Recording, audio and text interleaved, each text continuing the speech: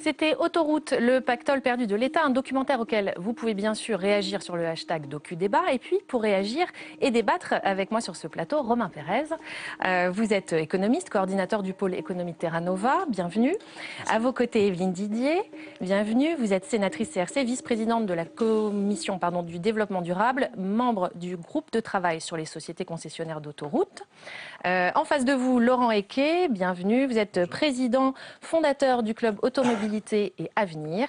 Et enfin, Dominique Bussereau, vous êtes député UMP, président du Conseil général de Charente-Maritime, ancien secrétaire d'État au transport de 2002 à 2004 et 2007 à 2010.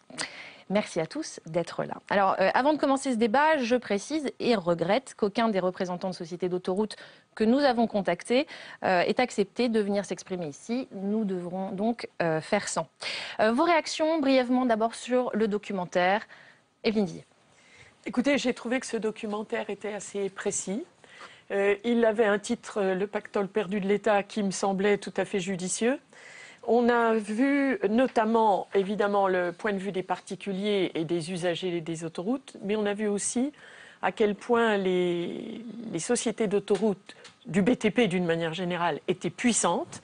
Le lobby est très fort et nous avons également vu les décisions historiques au travers des réactions des uns et des autres que vous avez filmé et qui indique bien que tout le monde n'était pas d'accord et qu'à un moment donné, la pression a été telle que finalement, un gouvernement, il se trouve que c'est Dominique de Villepin, a cédé pour la privatisation complète.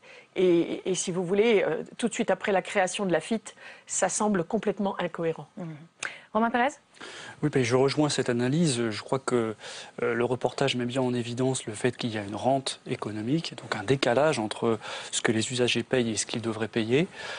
Ça met aussi en lumière l'incidence économique et sociale que ça peut avoir sur le développement, sur l'investissement. Et donc je rejoins cette analyse. C'est un reportage intéressant sur ce point-là. Je précise, donc Dominique Bussereau, Laurent Equet, vous n'avez pas vu ce documentaire par manque de temps ou parce que c'est une problématique qui... Écoutez, plutôt par manque de temps, mais c'est un documentaire, d'après ce que j'entends, qui est un documentaire qui explique bien en fait la situation. Le thème est un peu provocateur, c'est le pactole perdu. C'est intéressant maintenant de débattre. Moi, ce qui nous intéresse en tout cas au sein d'Automobilité Avenir, c'est le futur. Quid du patrimoine autoroutier, quid de sa gestion et surtout les attentes des usagers. Donc que faut-il mettre en place aujourd'hui par rapport notamment à un besoin de financement face tout simplement au retrait de l'écotaxe. Et là, il y a un débat de fond que l'on doit avoir sur les solutions qui s'offrent au gouvernement et à l'État, soit de réformer, soit de continuer. Mais quelle est la meilleure situation pour les usagers, pour l'État et pour les sociétés privées ? Nous sommes là pour en débattre. Dominique Bussereau, un mot ? Je n'ai pas vu le film, mais je crois deviner au propos de certains d'entre nous un peu quelle est sa tonalité. Il y a actuellement un débat... C'est-à-dire sa tonalité ? Je pense qu'il est à charge. Je le verrai quand je regarderai l'ensemble de l'émission. Il y a un débat actuellement dans lequel on confond tout. On confond la privatisation qui a été réalisée, comme le rappelait Evelyne Didier, par le gouvernement de Villepin. Je précise tout de suite qu'à ce moment-là, j'étais ministre de l'Agriculture, ni au transport, ni au budget, et que donc on ne m'a pas demandé mon avis. Et je reviendrai, si vous le voulez, tout à l'heure sur le fond. On va y revenir. Et il y a un deuxième débat qui a été rappelé à l'instant, c'est le problème du financement des infrastructures. Or, avec l'abandon scandaleux de l'écotaxe, on se trouve dans un moment de la vie publique où la France a besoin d'infrastructures pour notre compétitivité et où ce gouvernement, à la suite du rapport Duron, a bloqué tous les grands chantiers d'infrastructures. On est en train de signer dans les régions, les départements, les contrats de plan État-région, mais il n'y a pas d'argent à la FIF pour le financer. Et je parle en tant que vice-président du GART, donc les autorités responsables des transports urbains. On n'a plus d'argent pour financer non plus les réseaux de transport public, métro, BHNS, tramway dans les villes. Donc il y a un problème des sociétés autoroutières, mais un problème plus global. En 2014, nous n'avons plus d'argent pour financer les infrastructures en France. Alors on va en parler. Donc quand on parle des autoroutes françaises, on parle de 12 000 km d'autoroutes, 9 000 sont à péage, n'est-ce pas? Et toutes appartiennent à des entreprises privées depuis 2005. Qu'est-ce qui a poussé l'État à ce moment-là à privatiser?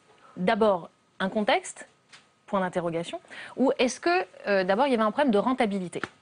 Qui va intervenir? Dominique Bussereau. Si vous voulez, ce qui a poussé l'État à ce moment-là, c'est que d'abord, rien n'oblige à ce qu'un investissement, une infrastructure, soit géré par l'État. prends l'exemple actuel, le gouvernement est en train de privatiser la part de l'aéroport de Toulouse. Demain, ça sera le cas de Lyon, de Nice, peut-être un jour d'aéroport de Paris. Donc Emmanuel Macron a annoncé des ventes de participation. Donc un établissement, une mission de service public peut être confiée à un privé. C'est ce que nous faisons dans les villes. Ouais. On confie à la RATP, à Veolia, à Transdev, le transport urbain. Deux, je pense que Dominique de Villepin a donc eu raison de privatiser les autoroutes. Mais trois, et c'est le bémol que j'introduis, je pense qu'on n'a pas vendu assez cher. À l'époque, on a vendu ça aux alentours de 14 milliards et quelques. Ça, c'est la question suivante. On ne pouvait pas prévoir l'avenir. Ça, c'est la question suivante. Mais je pense qu'à l'époque, le montant de la privatisation a été sous-estimé. Juste un point, ce qui est intéressant aussi de voir, c'est que cette privatisation n'a pas été votée par le Parlement. C'est une privatisation, décision par ordonnance. Bon, c'est ce qui va se passer avec M. Macron pour l'aéroport de Toulouse. C'est quand même assez frappant. Et il faut rappeler qu'en Suisse, par exemple, lorsqu'on veut bouger ne serait-ce que le tarif de la vignette, donc c'est même pas privatisé ou nationalisé, il y a référendum. Donc on voit bien le décalage sur le plan de la participation démocratique. Vous estimez que c'est un passage en force ? En tout cas, ça interpelle, et on voit bien que les usagers et citoyens sont assez mécontents de cette décision. Laurent Quermot ? Oui, enfin, j'ai du mal à refaire l'histoire, ça s'est passé. Moi, ce qui m'intéresse, c'est l'avenir. Oui, mais c'est intéressant de comprendre pourquoi ça s'est passé. Lorsque vous avez dit problème de rentabilité, non, puisque en fait, l'État a commencé à percevoir, lorsqu'il était actionnaire, ses premiers dividendes dans les années 2000. Donc, on ne peut que regretter peut-être que cette privatisation se soit faite à un moment où les sociétés autoroutières devenaient rentables et que l'État allait percevoir des bénéfices pour financer justement ces infrastructures. Je voudrais simplement dire effectivement que si l'État avait conservé ces contrats, c'est lui qui serait aujourd'hui bénéficiaire de cette rente autoroutière. On va l'appeler comme ça puisque le rapport de l'autorité de la concurrence la nomme ainsi. Ce qui veut dire aujourd'hui quand même qu'effectivement l'État s'est dessaisi peut-être au mauvais moment. Bon, alors aujourd'hui la question se pose, est-ce qu'il doit reprendre la main ? Et c'est possible, mais j'en parlerai tout à l'heure dans le débat. Bon, voilà, aujourd'hui, effectivement, est-ce que ça a été vendu suffisamment à un bon prix ? Ça, c'est aussi tout le problème. Et Vivier ? Oui, tout à fait. Moi, j'ai parlé tout à l'heure d'incohérence. Je maintiens le mot. C'est au moment où on avait besoin de financement. On venait de créer la FIT 6 mois avant. Et donc, la recette principale, c'était justement... Vous pouvez définir ? Alors, excusez-moi, c'est l'Agence de financement des infrastructures de transport. C'est difficile à dire. Et donc, la FIT, parce qu'il y a un effet, voilà. Mais bon. Et cette agence, sa recette principale, il était prévu que c'était justement la rente autoroutière. Donc, 6 mois après, on décide, non, finalement, voilà. Et à l'époque, on ne parlait encore pas de l'écotaxe. Donc, il y a incohérence dans la décision. Ensuite, vous posez la question, qu'est-ce qui a bien pu pousser l'État ? Eh bien, figurez-vous que je me pose la même question, et de manière importante. Et quand vous dites, il n'y a pas à regarder ce qui s'est passé avant, moi, ce qui m'intéresse, c'est l'avenir, je peux comprendre. Mais en même temps, il y a une telle constance dans les mauvaises décisions prises successivement que je me dis qu'il serait intéressant d'abord de comprendre comment est construite la décision de l'État dans sa complexité, pour ne pas recommencer les mêmes erreurs. C'est bien pour ça que je reviens sur la privatisation. Alors justement, au moment de la privatisation, pour la justifier, on a avancé l'argument de l'allègement de la dette. Vinci, Eiffage et Abertis, alors c'est des chiffres assez précis, dites-moi si je me trompe. Vinci, Eiffage et Abertis ont fait un chèque de 15 milliards, ont aussi 14,8 pour être très exact, ont aussi repris 19 milliards de dettes publiques. Puis investi ensuite dans le bitume environ 18 milliards. La somme de tout ça, ça fait 52 milliards. Face à une dette en 2005 qui s'élève à 1000 milliards, est-ce qu'on peut vraiment parler d'un allègement ? Est-ce que c'était l'argument qu'il fallait avancer ? Dominique Bussereau. Écoutez, c'est le même argument aujourd'hui. Je veux dire que quand M. Macron annonce la vente de participation de l'État dans Renault ou Air France, etc., c'est le même argument. Il s'agit de désendetter, et par nature, vu l'importance de l'endettement de notre pays, ce désendettement sera toujours partiel. Non, moi je ne me pose pas sur le plan de l'utilité, c'est-à-dire est-ce que on pouvait le faire ? Moi, je dis oui, on pouvait le faire. L'État n'a pas vocation à être propriétaire de sociétés concessionnaires d'autoroutes, sachant d'ailleurs qu'à la fin de la concession, il redeviendra le propriétaire de ces autoroutes. C'est une concession. Oui, enfin, c'est des concessions qui s'allongent jusqu'en 2028-2030 et on ne cesse de les repousser. Donc, je vous signale que si on n'avait pas ça, il n'y aurait pas une ligne de chemin de fer en France. Car toutes les lignes de chemin de fer en France construites au XIXe siècle, jusqu'à la création de la SNCF en 1937, ont été construites par des sociétés privées.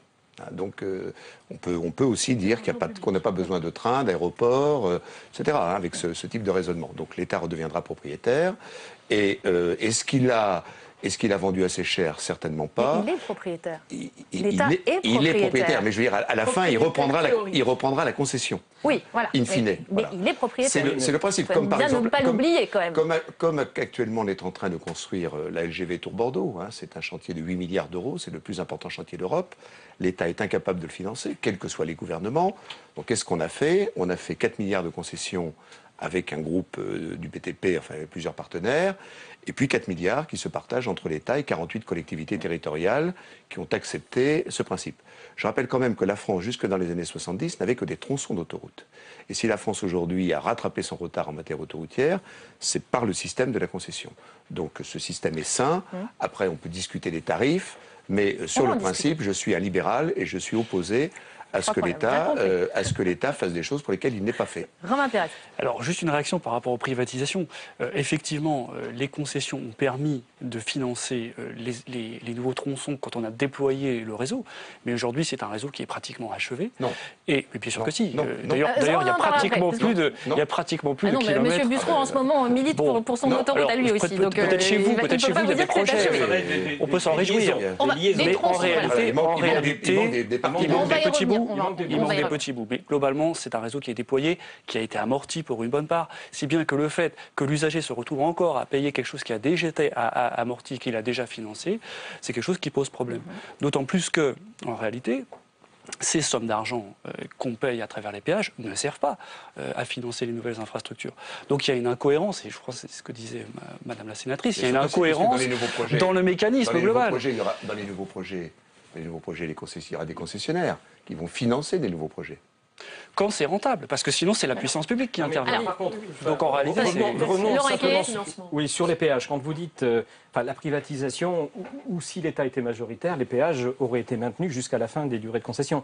Le privé n'a repris que des contrats existants. Il n'a rien modifié dans les contrats. Ce qui veut dire que les péages, de toute façon, si même l'État était majoritaire, les péages seraient maintenus jusqu'à la fin des concessions. Et celui qui va croire, l'usager qui peut croire que demain, après la reprise en main par l'État des concessions, que les péages sont gratuits, se trompe. C'est pas possible. Il va falloir forcément les entretenir, il va falloir investir, il va falloir les exploiter. Oui. Et je pense que les Français ne sont pas contre le péage. Ils ont bien compris que le péage était utile. Comme l'a rappelé M. Bussereau, le système de l'utilisateur-payeur a été un bon système qui a permis de développer un réseau, certes aujourd'hui qui est mature, même si on a besoin d'organes de liaison. Voilà. Mais maintenant, le privé est propriétaire de ces contrats, l'État est propriétaire des infrastructures au sol, mais l'État ne maîtrise plus rien de la politique tarifaire. C'est ça le problème aujourd'hui. Un mot, Evelyne Didier. Oui. On dit l'État est propriétaire, vous avez parfaitement raison, mais pour moi c'est un propriétaire théorique, puisque à chaque fois avec les nouveaux contrats, on repousse la concession ad vitam aeternam. Donc de fait, c'est comme si. Oui, mais alors deuxième point. Il y a eu de l'argent public. Et il n'y a pas eu que de l'argent privé investi, il y a eu de l'argent public, notamment, par exemple, à travers des exonérations, des choses qui... Bon, on va y revenir, notamment sur les investissements. On reviendra sur le plan de relance, parce que c'est un point important. Oui, on va revenir sur tout ça, mais il faut laisser avancer. Le plan vert de 2009, parce qu'il y a le plan de relance actuel qui a été discuté auprès de l'Union européenne, et il y a eu un plan Grenelle de l'environnement en 2009. Avançons. Donc, comment s'est négociée cette privatisation? Continuons notre développement. Comment s'est négociée cette privatisation? Peut-être un peu rapidement. C'est en tout cas le point de vue du président de la Cour des comptes qu'on réécoute tout de suite. Nous disons que c'est abusif. Que c'est abusif parce qu'on ne peut pas sans cesse jouer avec les moyennes.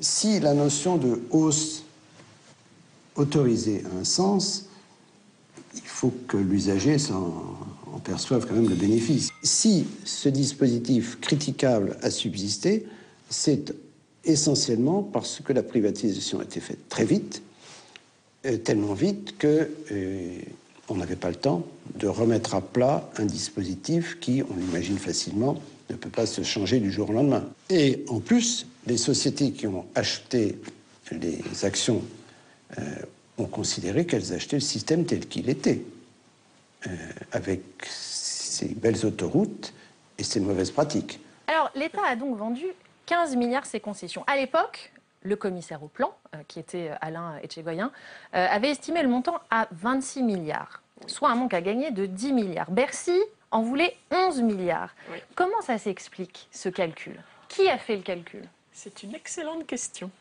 Qui veut bien répondre à cette question? Je trouve qu'elle est honnêtement sans intérêt. Ah parce que c'est pas vraiment le débat. Merci, Non, mais je vous le dis très clairement. Non, parce je vous le dis très même... clairement parce que non, mais c'est bien attendez. de discuter de ce qui s'est passé en 2005. Et ça Non, serait mais on mieux va de discuter de ce qui va se passer en 2015.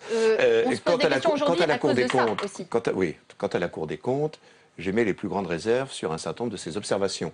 Les observations qu'elle a faites récemment, écoutez, je suis un élu de la République, j'ai le droit de m'exprimer librement et de critiquer une institution de la République que d'ailleurs nous finançons par nos impôts et dont j'ai moi-même octroyé le doublement des locaux lorsque j'étais ministre du Budget à la demande de Philippe Séguin, son président. Ce que je voudrais simplement vous dire, c'est que la Cour des comptes dit parfois des bêtises. Ce qu'elle vient de dire, par exemple, sur le système de train à grande vitesse dans notre pays est un tissu d'ânerie que tous les élus locaux, qu'ils soient de gauche et de droite, ont considéré de la même manière. Donc j'ai beaucoup de respect pour la Cour des comptes, une institution très utile à notre pays, mais ce n'est pas la vérité révélée. La Cour des comptes dit ce qu'elle veut et les élus de la République et les gouvernements et le Parlement décident à partir des avis de la Cour des comptes, mais ce n'est pas la Cour des comptes qui est chargée de gérer notre pays. Heureusement. Alors juste un point, il y a aussi l'autorité de la concurrence qui dit quand même la même chose que la Différemment. Cour des comptes. Plus clairement, et elle propose des choses. Oui, et ça aussi, on va en parler. Elle propose la RAF, par exemple, elle propose une autorité de régulation. Ce que vous contestez, c'est le constat. C'est-à-dire le fait qu'il y ait une rente. C'est visiblement ça qui vous dérange. Je considère qu'il n'y a pas de rente. Donc la Cour des comptes le montre, non. L'autorité de la concurrence le montre, nous le montrons. Non, il y a un moment, et les usagers le constatent. Mais non, mais d'abord, monsieur, ce ne sont pas des usagers, ce sont des clients. De... Parce que quand on paye, on est client, on n'est pas usager.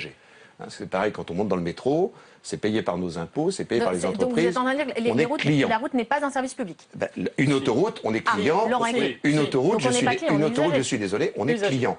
Usager, c'est un terme qui est porté par un certain nombre de formations politiques et qui est connoté. Mais pour moi, on est client parce qu'on a un service et on paye un service. Nous représentons les usagers, puisque au sein d'Automobilité Avenir, j'ai la chance d'avoir réfléchi sur ce thème autoroutier avec les transporteurs routiers au TRE, avec l'Union nationale des automobiles clubs, avec la Fédération française des motards en colère, avec la Fédération française de moto, avec l'Automobile Club des avocats, bref, on va dire avec des représentants d'usagers. Monsieur Bussereau a raison, nous sommes clients, nous payons un service. Mais pour autant, nous sommes aussi citoyens parce que ces voies autoroutières sont des voies d'utilité publique. Elles sont les seules et elles ont un devoir de fluidité, de rapidité et de sécurité. Et qu'on n'a pas. On n'a pas de pendant, si ce n'est des routes classiques avec un réseau qui est 7 fois plus accidentogène.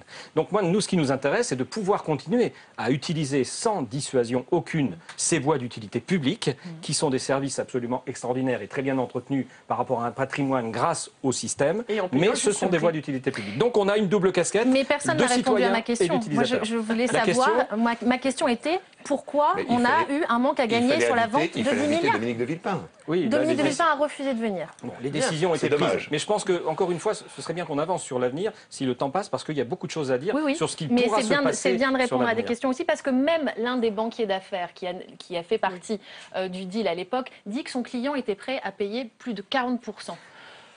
Donc, ça veut dire que ce n'était pas les prix du marché et ça veut dire qu'il y a eu un gros problème de calcul. C'est la thèse, c'est votre thèse. C'est le pactole perdu. C'est votre thèse. C'est pas ma thèse. C'est une thèse. C'est ce que disent des gens qui ont été... C'est une thèse. C'est une thèse. Au-delà du pactole perdu. Mais ça montre, Dominique Bussereau, ce que je voudrais expliquer par là, c'est que l'État, à un moment donné, peut-être, a pris de mauvaises décisions, a fait peut-être preuve de négligence, a eu peut-être une vision court-termiste à un moment donné, de rentrée d'argent, et n'a pas forcément prêté attention. Moi, je ne donnerai pas de jugement. Je ne dirai pas ce que c'est. Je dirais, aujourd'hui, nous n'en savons pas assez.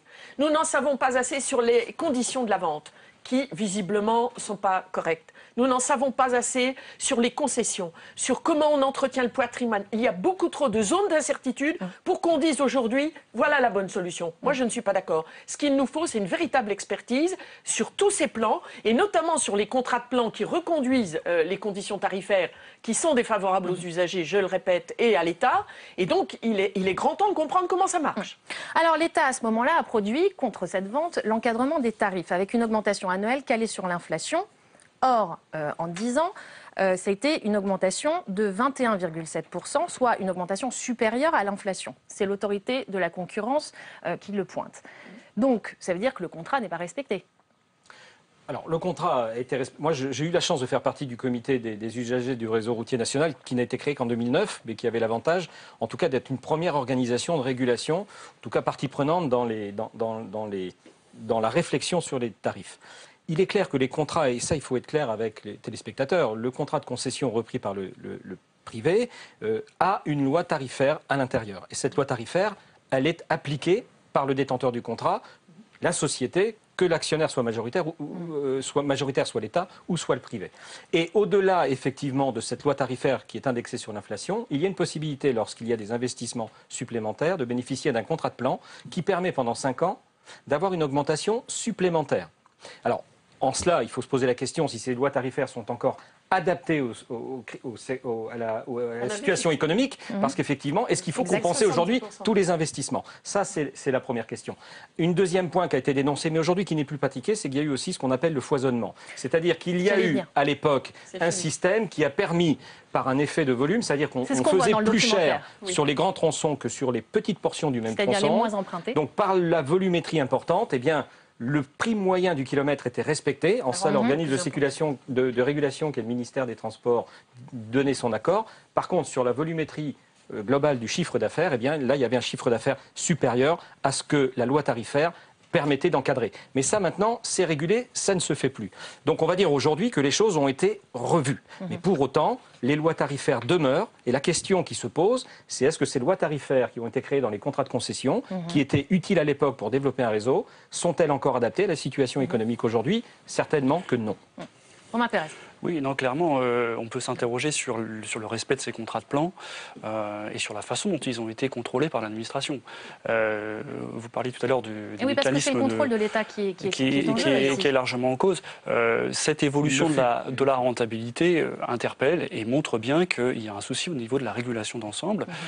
Encore une fois, ce qu'on voit, c'est que lorsqu'on confie à une société privée le soin de fixer quelque chose qui relève plus ou moins de l'impôt, parce que le péage s'applique à un monopole, de fait, qui a une utilité publique, eh bien ça pose des problèmes. En réalité, on n'arrive pas forcément bien à réguler ce système-là. Donc c'est pour ça que nous, on suggère de passer à autre chose, qui serait par exemple un mécanisme de vignette, donc qui serait fixé par l'État et redistribué ensuite, dont les revenus seraient redistribués ensuite aux sociétés autoroutières. C'est ce qu'ils pratiquent en Suisse, par exemple, et qui permettrait d'échapper à ce système dans lequel les sociétés autoroutières fixe les tarifs on va revenir sur, au détriment des usagers. On va revenir sur les sujets. De ce que vous venez de dire, aujourd'hui, les Français ont de plus en plus de mal avec les tarifs pratiqués. À partir de quand on estime que c'est trop cher, le péage? Quand, dans le documentaire, un client ou un usager dit voilà, je me suis aperçu que mon budget autoroute équivalait à mon budget nourriture, alimentation par mois. Est-ce que ça, c'est un indicateur aujourd'hui, économique et social? Pardonnez-moi, Evelyne, je pense qu'il y a beaucoup de démagogie sur les prix. La première étant qu'en effet, il faut voir le prix par rapport au service. Et que ceux qui utilisent l'autoroute ont pu constater l'amélioration des aires de service, l'amélioration environnementale, la prise en compte de la flore et de la faune autour des autoroutes. Donc il y a un réseau en France qui est un réseau de grande qualité, alors que le réseau allemand est en train de se détruire, avec des ponts qu'on est obligé de fermer. Les autoroutes sont gratuites, enfin elles sont soumises à LKW-Maut pour les camions. Mais le réseau autoroutier allemand est en train de se détruire. Il y a des ponts, il y a une cinquantaine de ponts qui sont aujourd'hui fermés. Des parties entières d'autoroutes, il a fallu réduire la vitesse parce que le bitume est en train de disparaître. Donc les Allemands sont en train de s'apercevoir de la légèreté de leur système et du fait qu'ils sont en train de prendre un retard en termes de compétitivité par rapport à leur réseau autoroutier et ferroviaire, d'ailleurs, de la même manière. Ok, mais donc à partir de quand, Dominique Bussereau, c'est trop cher? Écoutez, c'est au client de décider. Si vous faites... si vous les laissez décider... Attendez, ça c'est très nouveau. Vous avez d'abord la possibilité de ne pas utiliser l'autoroute. Je vous signale, et le gouvernement vient d'ailleurs... Le gouvernement, pardonnez-moi, vient de prendre la plus mauvaise décision. Parce que pour mieux importer du trafic sur les autoroutes, on va prendre l'exemple du trafic qui vient du sud de l'Europe. Vous avez un camion espagnol qui arrive à la frontière espagnole, qui rejoint Bordeaux, et là il a 3 possibilités. L'autoroute A10 à péage, la route nationale 10 à 4 voies gratuite, et les routes départementales en parfait état parallèle. Avec l'écotaxe, on a envoyé ce camion sur l'autoroute. On va revenir sur l'écotaxe. Mais là, on est en train de parler des gens qui nous regardent et qui prennent l'autoroute chaque jour pour aller travailler, rentrer chez eux. Je leur dis que le gouvernement, en tuant l'écotaxe, la bientôt l'a faite, a pris la plus mauvaise décision. Parce qu'il casse complètement le financement des infrastructures et il casse un système dans lequel... Ça aurait fait baisser les tarifs? Oui, parce qu'il y aurait eu beaucoup, par exemple, sur l'autoroute... Dominique Equet. Attendez, écoutez, je suis un élu du terrain, je peux vous dire que sur l'autoroute A10, il ne passe qu'un camion espagnol sur 10. Et 9 sont sur la route gratuite. Si ces 10 camions espagnols, portugais, marocains étaient venus sur l'autoroute A10, à ce moment-là, la recette était différente et on pouvait, pour d'autres catégories de clients, baisser le prix. Et en prenant cette décision funeste qui consiste à ne plus faire payer les poids lourds étrangers et français sur nos routes, eh bien, on diminue encore plus la rentabilité du système autoroutier. Non, je ne suis pas sûr que l'augmentation du trafic aurait permis de baisser les prix, puisqu'en fait, il y a plusieurs catégories. C'est possible de le faire. Ça aurait été possible, mais je n'ai jamais vu, quand je participais au comité des usagers, une volonté justement des sociétés autoroutières de baisser les prix, puisqu'ils font appliquer les contrats et la loi tarifaire qui est dans les contrats.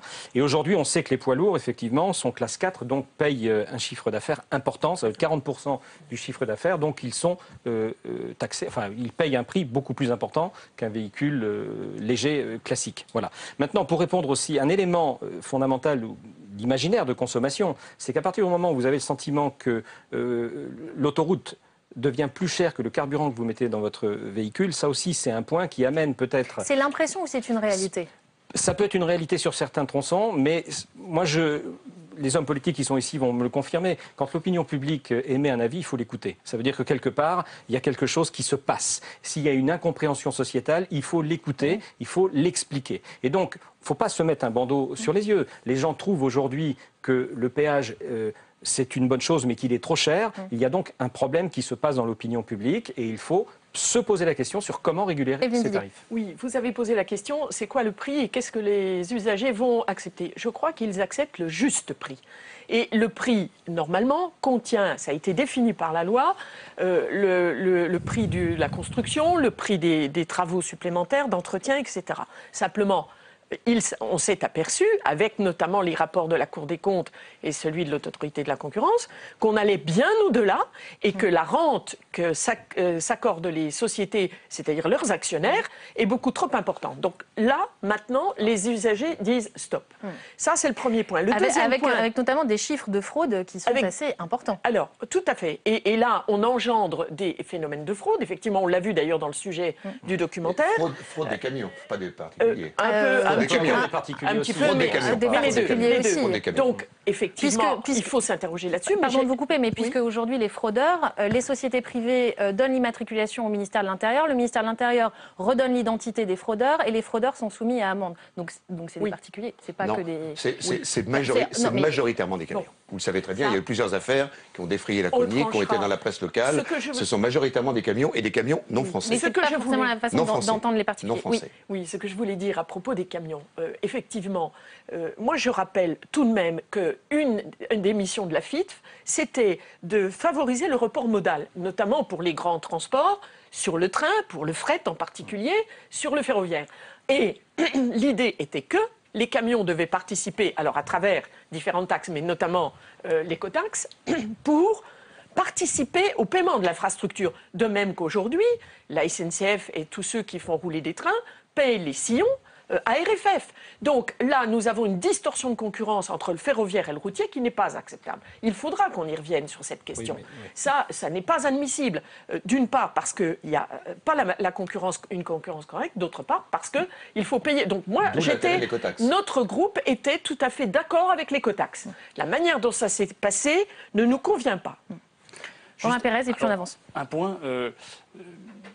une situation idéale d'un point de vue économique, c'est une situation dans laquelle on tarife au coût marginal. C'est-à-dire que c'est le coût que vous engendrez, que vous payez. Et c'est ce qui permet d'éviter qu'on ait un phénomène de rente, et c'est ce qui rend notre compétitivité plus forte. Parce que ce qu'il faut comprendre, c'est que cette rente, elle touche sur les coûts de transport des entreprises et des ménages. Donc des entreprises aussi, y compris l'entreprise qui exporte. Donc c'est un élément de compétitivité qui est très défavorable. En réalité, quand on regarde les coûts d'exploitation du secteur autoroutier, c'est 3 à 4 milliards d'euros. Et on paye 10 milliards d'euros. Donc on voit qu'il y a un vrai potentiel de baisse des péages. Alors après, on peut discuter, il y a des problèmes d'amortissement, il y a l'État qui prend une grosse part de la marge, mais il y a quand même un décalage très fort entre ce que nous engendrons comme coût et ce que nous payons. Donc il y a potentiellement des baisses très importantes de péages à envisager. Une question, quand on regarde le documentaire, on a l'impression que, selon les régions, les élus, chacun veut un peu son autoroute. Monsieur Bussereau, vous êtes président du Conseil général de Charente-Maritime. Vous militez actuellement pour la création d'une nouvelle autoroute entre Fontenay-le-Comte et Rochefort. François Fillon, vous avez dit oui. Ségolène Royal dit non et refuse que l'État participe car il devrait prendre en charge 137... Vous n'avez pas dit ce qu'a dit Manuel Valls, il a dit l'inverse de Ségolène Royal. Oui, alors attendez. 137,5 millions d'euros. Est-ce que, dans le contexte, vous êtes forcément mécontent, vous en appelez à Manuel Valls et vous allez me l'expliquer dans 2 minutes, mais est-ce que dans le contexte économique actuel, l'État a encore pour priorité de payer 137,5 millions d'euros pour des autoroutes? D'abord, c'est très peu l'État qui paye, puisque nous avons accepté avec Jacques Oxiette, le président socialiste de la région Pays de Loire, avec l'ensemble des collectivités, quelle que soit leur philosophie politique, les 2 départements de la Vendée et de la Charente-Maritime, de payer le différentiel. Car en réalité, cette autoroute est à proximité du marais Poitevin, donc au moment du Grenelle de l'environnement, Jean-Louis Borloo et Nathalie Kosciusko-Morizet ont demandé un audit à la LPO, à la Ligue de protection des oiseaux, qui a augmenté le coût de cette autoroute de 150 millions pour la rendre absolument parfaite sur le plan environnemental. Et c'est ce surcoût environnemental que les collectivités ont accepté de payer. Vous savez, il s'agit d'un problème très simple. Il y a un itinéraire en France qu'on appelle l'autoroute des estuaires, qui part de Dunkerque et qui va à la frontière espagnole, qui a un trou entre le sud des Pays de Loire, donc la Vendée, et la Charente-Maritime. Et là, il y a un port qui s'appelle le port de La Rochelle, qui a dépassé aujourd'hui le trafic du port de Bordeaux, qui est un des grands ports maritimes français, qui est le seul grand port, qui est créateur d'emplois, il crée chaque année des centaines d'emplois, qui n'est pas relié au réseau autoroutier. Il est relié au réseau ferroviaire, nous sommes en train d'améliorer sa desserte ferroviaire.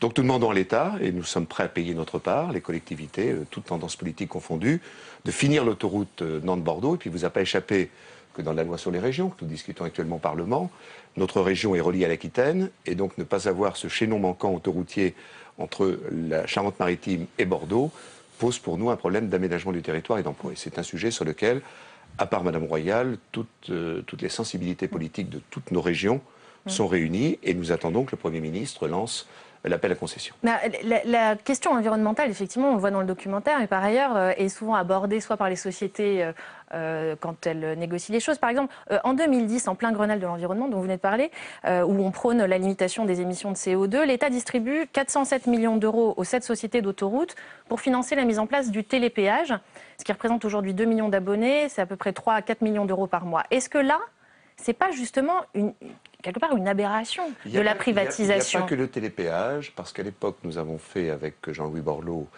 et Nathalie Kosciusko-Morizet un plan vert, c'est-à-dire que nous avons demandé un certain nombre de nouveautés environnementales sur le réseau autoroutier. Et puis nous avons estimé également que la circulation fluide au péage sans arrêt des véhicules par les systèmes de télépéage était meilleure pour l'environnement que l'arrêt des véhicules, la queue de véhicules, etc.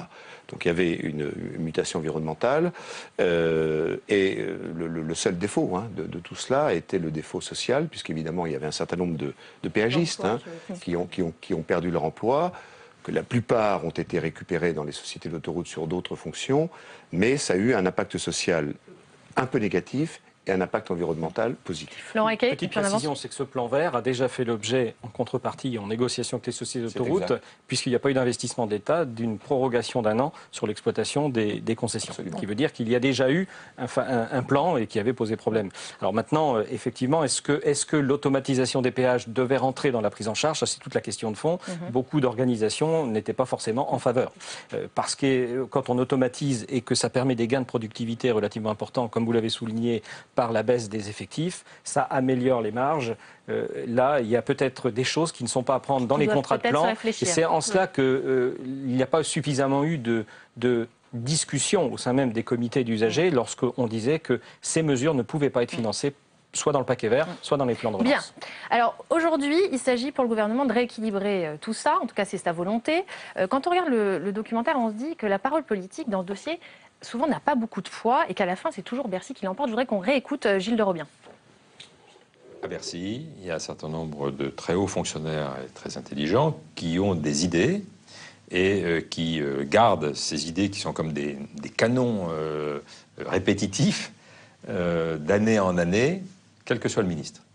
Et donc, quand ça passe pas avec un ministre, eh bien, ils espèrent, en ressortant le dossier d'un tiroir, ils espèrent qu'avec le ministre suivant, ça passera. C'est ce qui s'est passé pour les autoroutes. Vous souriez, Dominique Boussereau. Ça se passe comme ça? Oui, non, mais ça m'a beaucoup amusé. Parce que vous savez, moi, je suis passé du ministère des Transports au ministère du Budget, au ministère de l'Agriculture. Donc, j'ai pu voir la capacité que narre Gilles de Robien de Bercy, en effet, quels que soient les gouvernements, à impliquer sa vue. Ça atteint même vos confrères. Parce qu'un jour, je me suis retrouvé dans un ascenseur à Bercy avec un journaliste qui m'a dit « Moi, je sais ce qu'il faut faire, je suis à Bercy depuis 10 ans.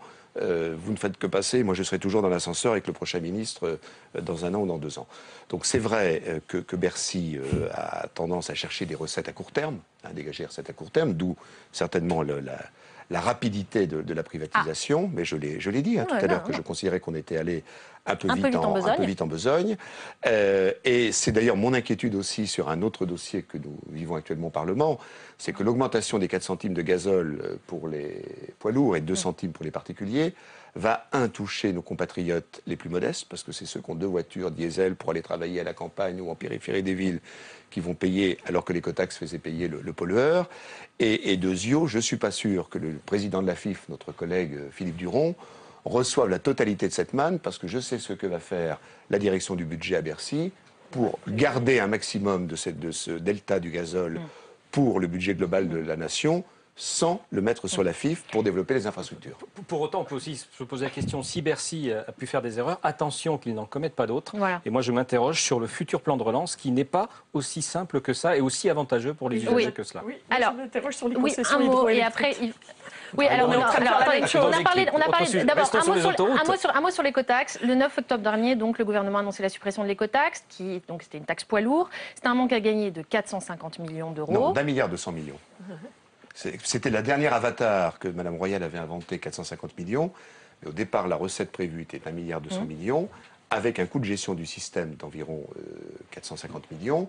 Mais nous avions prévu à l'époque, comme viennent de le faire les Allemands, d'augmenter la masse taxable. C'est-à-dire qu'au départ, on était sur 15 000 km de route à 4 voies de rocade ou de type boulevard périphérique de Paris, avec un tarif assez bas et des réductions en Bretagne de 50%. L'idée était après, comme l'ont fait les Allemands, d'augmenter ce qui faisait diminuer le coût de perception par rapport à ce qui allait à la FIFT. Donc on est sur un grand manque financier. Donc elle a été supprimée, donc comment on va la compenser? C'est ça. Et là, on arrive dans l'intérêt du débat aujourd'hui. Et il faut être très concret parce qu'on n'a pas beaucoup de temps. Est-ce que, par exemple, je vous pose les questions, vous me dites ce que vous en pensez. Depuis 2006, les sociétés d'autoroutes ont reversé 14,6 milliards d'euros de dividendes aux actionnaires. L'État peut-il les reprendre? Oui, non. Bonne idée, pas bonne idée. Romain Pérez, on ne vous a pas beaucoup attendu. Non, ça veut dire alors, je pense que sur ce qui a été versé, on ne peut pas revenir. On peut pas revenir en arrière, mais en revanche... Instaurer un système effectivement qui permettrait de prélever une partie, notamment au niveau des maisons mères, de ces dividendes, ce serait utile pour financer effectivement les infrastructures, ou bien pour amener les sociétés autoroutières à baisser les péages et donc à libérer de l'activité économique. Et vous dites c'est possible en invoquant la clause 38 des contrats de concession. Ça c'est moi qui l'évoque, parce que là la taxation... Si je peux permettre juste là-dessus, c'est possible parce qu'on peut en France mettre en place des impôts sur une activité, sur une activité autoroutière, on sait faire. Le fait qu'il y ait des entreprises qui aient une partie de leur actionnariat qui soit à l'étranger n'est pas en soi un problème, puisque c'est un problème global pour la fiscalité. Il faut expliquer aux téléspectateurs que les 3 grands groupes concernés, Vinci, Abertis et Fage, Abertis déclare ses bénéfices en Espagne. Voilà. Par conséquent, si on décidait de taxer ces groupes, Abertis ne pourrait pas être taxé en France. Est-ce que c'est une réalité, Laurent Hecquet, ou pas? Oui, c'est peut-être vrai, mais les bénéfices en Espagne, ça c'est vrai. Oui, mais alors reprendre les bénéfices antérieurs, non taxés, je suis assez libéral dans l'esprit, donc je ne vois pas en quoi la taxe régule le problème, puisque effectivement c'est dissuasif. Et qu'est-ce qu'on cherche par la taxe? On va chercher éventuellement par la taxe à dissuader les entreprises de faire du profit, donc d'être bénéficiaires. Pour moi, le problème, en tout cas, Dominique Bussereau l'a rappelé, donc prévision de l'écotaxe, 1,2 milliard. Rente autoroutière indiquée par le rapport de l'autorité de la concurrence, ce qui représente en fait les bénéfices annuels, 1,5 milliard. Donc la question que les politiques, les politiques aujourd'hui doivent se poser la question, est-ce que cette rente doit rester sur le privé ou est-ce que l'État doit la récupérer? Et c'est vrai que si l'État pouvait la récupérer, eh bien, attention, derrière, moi je ne parle pas de nationalisation, c'est ce qui peut nous opposer sur le point de vue. Ça veut dire que l'État peut récupérer, c'est possible, grâce à la clause 38 qui est dans les contrats. Et donc personne ne parle, donc je m'interroge un peu, c'est une solution qui pourrait être mise en place, c'est-à-dire reprendre sous motif d'intérêt général la reprise des contrats. Ça veut dire remaîtriser la politique tarifaire, remaîtriser l'investissement, tout en laissant au privé, sous forme de régie intéressée, le fonctionnement des autoroutes, parce que Dominique Bussereau l'a rappelé tout à l'heure, l'État c'est pas bien géré, les entreprises c'est pas son rôle, et effectivement le privé peut le faire. Donc on a une solution dont personne ne parle et je m'interroge pourquoi. Ok, Evelyne Didier. Alors, je suis représentante d'un groupe qui a proposé la renationalisation. Donc voilà, nous c'est notre solution. Tout le monde a voté non. Mais on est d'accord. Non, on est bien d'accord. Mais moi je suis aussi d'accord pour qu'on examine tout, y compris ce que vous dites. Pour moi, il y a effectivement besoin que cette rente-là revienne à l'État d'une manière ou d'une autre. Ça, c'est le premier point. Le deuxième point, il faut absolument que les usagers retrouvent un prix honnête par rapport à leur capacité. Justement, c'est les deux plans pour moi. Justement, quand l'autorité de la concurrence propose de changer le mode de calcul de tarifs, aujourd'hui, ils sont revalorisés de 0,7% sur l'inflation annuelle.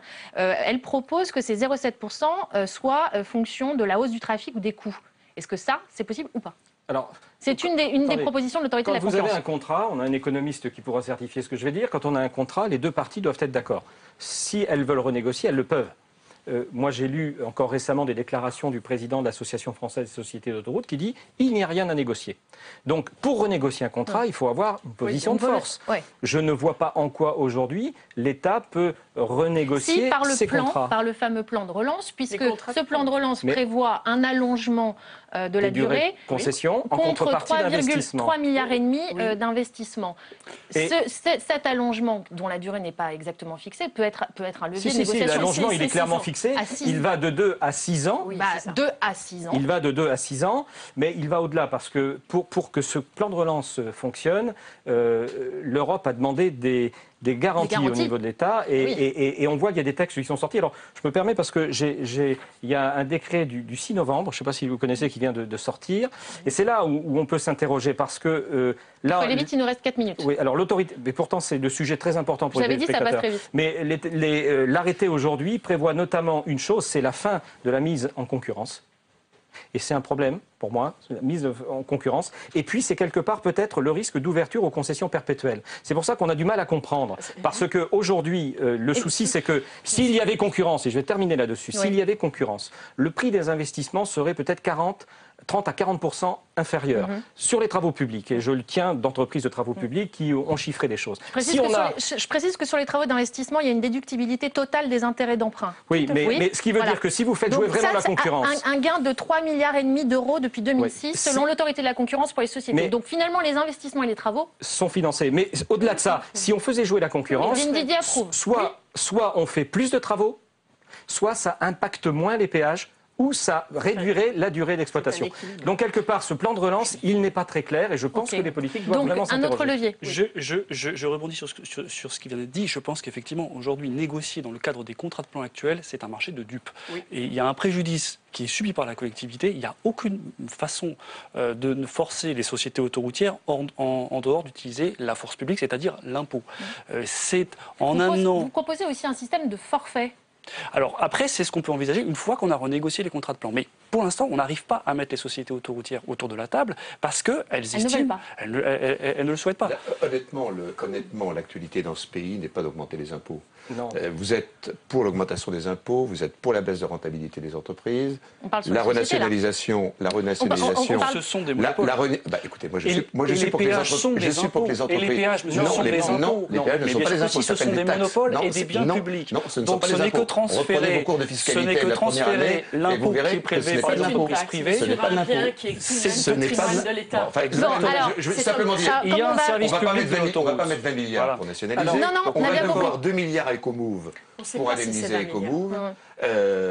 Qu'est-ce qu'on fait? Donc en gros, on n'a pas les moyens. Je voudrais dire une chose, si c'est juridiquement possible, en tout cas le rachat des contrats, et je ne parle pas de nationalisation, mes propos sont différents, je pense que financièrement c'est possible, parce que cette dette ou cet emprunt sera compensé par une activité commerciale qui s'appelle les péages et qui n'a pas à être consolidée avec la dette publique. Et ça aussi, c'est un débat très important, puisque l'autorité de la concurrence dit très clairement que les emprunts aujourd'hui des sociétés d'autoroutes seront compensés par leur activité, ce qui vaut pour le privé, vaut pour l'État aussi. Ce qui veut dire que les sociétés doivent aussi se mettre autour de la table, puisque là, ce qu'on vient de répéter depuis plusieurs minutes, c'est qu'en gros, il n'y a que l'État qui parle et ces sociétés refusent. Partie prenante pour l'État. Et on va arriver au terme du débat, mais j'aimerais juste votre assentiment là-dessus. Quand Emmanuel Macron réclame la mise en place d'un gendarme, et ce pourquoi, a priori, vous êtes pour, ce serait l'élargissement sans doute de l'ARAF, qui est l'autorité qui surveille le ferroviaire. Que j'ai créé en 2009. Déjà, dans le magazine Challenge, un dirigeant de société d'autoroute dit, un peu en riant, ils se contenteront de ce machin de régulation pour faire taire les détracteurs et on passera à autre chose. Ça sert à rien. On sent la crainte, donc ça ne sert à rien. Mais non, mais la régulation, elle existe. Le ministère des Transports le faisait. Le ministère des Transports l'effort, cher ami, le fait Evelyne, mal. Mais Le alors, fait mal il reste par 40 manque, par secondes. manque de... Oui, d'accord. Et la RAF le fera bien. Mais ça veut dire aujourd'hui. La RAF le fera bien. D'accord, très bien. Un mot Mais chacun il et on va termine. réguler. Alors pour terminer, il va réguler les tarifs existants.